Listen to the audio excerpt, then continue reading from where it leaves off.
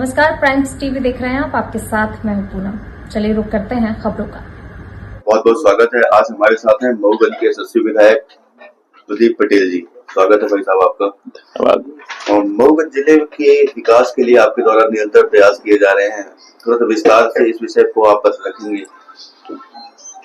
देखिए, मऊगंज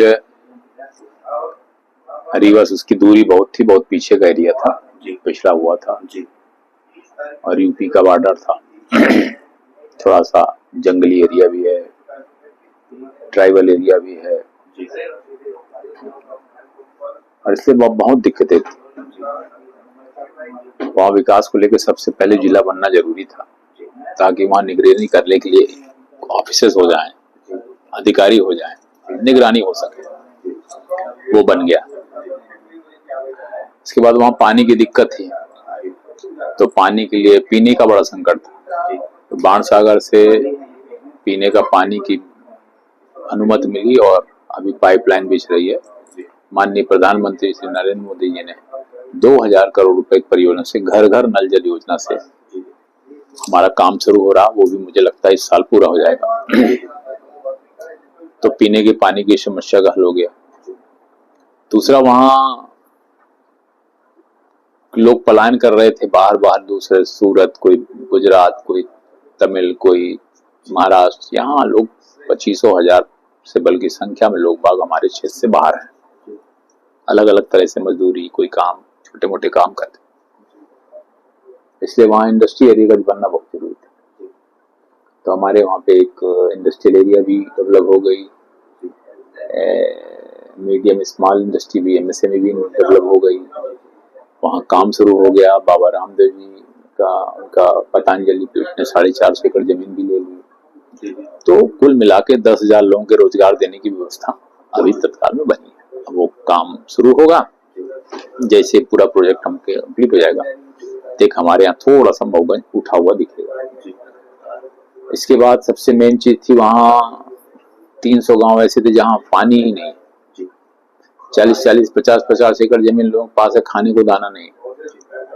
इसलिए हमने वहाँ एक सिंचाई की परियोजना के लिए माननीय मुख्यमंत्री जी का हम धन्यवाद करते हैं। उन्होंने 5,000 करोड़ की लागत से सीतापुर हनुमाना लिफ्ट इरिगेशन सिंचाई के लिए वो लाए हैं। उसमें हमारा एक एक गांव की एक इंच जमीन, जो सबसे छोटा एरिया, उसको भी पानी मिलेगा। अभी तो टेंडर हुआ है, उसका सारा प्रोजेक्ट बन गया है, टेंडर हो गया है, काम उसका वो है। अब उसको थोड़ा सा एक सोनगढ़ियार प्रोजेक्ट की अनुमति के लिए फाइल लगी है दिल्ली में, मुझे लगता है वो भी अनुमति मिल जाएगी तो काम शुरू हो जाएगा। मतलब निरंतर मऊगंज नए विकास के आयाम स्थापित कर रहा है, ये कैसे कहने? बिल्कुल। पानी मतलब ये आप सोचो, 5,000 करोड़ की वो परियोजना है, 2,000 करोड़ की पानी की परियोजना है।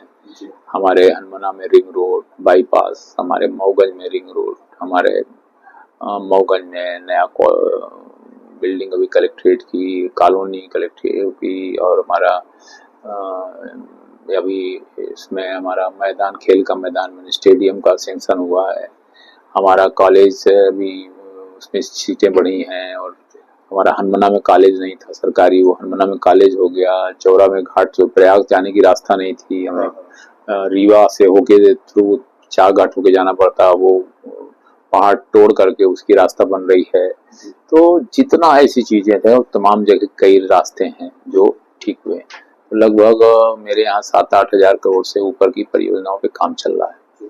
रोडों में भी लगभग 200 करोड़ के रोडों में काम चल रहा है। तो विकास को लेकर के इन सालों में, इन वर्षों में, खासतौर से जब मैं चुनाव जीत के आया, मेरे ऊपर जिम्मेवारी आई, तो मैं मुख्यमंत्री जी का, माननीय प्रधानमंत्री जी का धन्यवाद करता हूँ कि विकास की जो चीजें थी सब उन्होंने दिया है।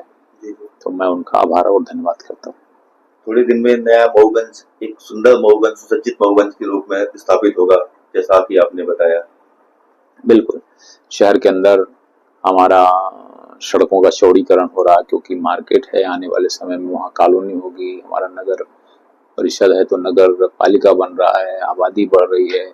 लगभग 25,000 की एक पॉपुलेशन जिला बनने के बाद आएंगे। वहाँ सेंट्रल स्कूल हो रहा, नवोदय स्कूल हो। तो मुझे लगता है कि आबादी बढ़ेगी तो शहर के सौंदर्यीकरण की तरफ ध्यान जा रहा है। तो उसमें भी सड़कों का चौड़ीकरण, हमारे 2 पार्क हैं जो अभी सैंक्शन हुए हैं, तो ऐसे करके प्रयास कर रहे हैं कि शहर को व्यवस्थित, सुव्यवस्थित, अच्छा बनाने का काम करें। आपके यहाँ लव जिहाद के मामले लगभग आते रहते हैं, अभी हाल में ही चल रहा था। इस विषय पे इसको रोकने के लिए क्या ठोस कदम थोड़ा आपने नहीं, उठाए? बहुत ज्यादा लव जिहाद के मामले पहले आते थे जी। और पहले तो कोई पूर्व की जो सरकारें रही, कांग्रेस की सरकार रही, और तो उस तरफ कोई ध्यान दिया नहीं, बल्कि उल्टा उनको संरक्षण देने का काम किया। इसलिए लव जिहाद के मामले, लैंड जिहाद के मामले ज्यादातर और बढ़ते गए। मगर भारतीय जनता पार्टी की सरकार में थोड़ा कंट्रोल हुआ, रोक लगी, नियम कुछ बने, पॉक्सो एक्ट और तमाम बहुत सारी चीजों पर सख्ती हुई, यहाँ तक फांसी देने तक की सजा को प्रावधानित किया गया। तो उसमें मैं लगा रहता हूँ। हमारे यहाँ भी ऐसे बहुत सारे प्रकरण हैं, तो जो पहले काफी बड़ी संख्या में ये लव जिहाद के मामले होते थे, उनकी संख्या घटी है। अब जो होते भी हैं लव जिहाद के मामले, पकड़ में आते हैं तो कार्रवाई हो रही है, लोगों के ऊपर धाराएं लगे हैं, लोग जेल जा रहे हैं। अवैध नशे के खिलाफ भी आपका शुरू से मिशन रहा है। जैसे आप जब पहली बार विधायक बने थे तब से लेके आज तक, चाहे वो पटेरा का नशे का केंद्र हो, जो भी पूर्व विधायक संरक्षण देके रखते थे नशे को, एक कारोबार को, उसको आपने तोड़ने का काम किया है। तो कुछ अंदर आया है, कुछ अभी कार्रवाइयां लगातार चल रही हैं। तो इस विषय पे समाज के लिए एक बहुत अच्छा कार्य हुआ है आपके द्वारा, और अभी भी निरंतर नशे के खिलाफ आपके क्या प्रयास जारी है? देखिए, मेरा तो ये कहना है कि नेता चाहे जिस पार्टी को, मैं हूँ, कांग्रेस के हूँ या अन्य कोई भी पार्टी हो, हम सब लीडर की जिम्मेवारी जनता के प्रति है, और हम जैसा चाहेंगे कि जनता के लिए अच्छा ये है, तो हम सब लोग उसकी दिशा में जुड़ना पड़ेगा। नशा अगर हमको लगता है खराब है,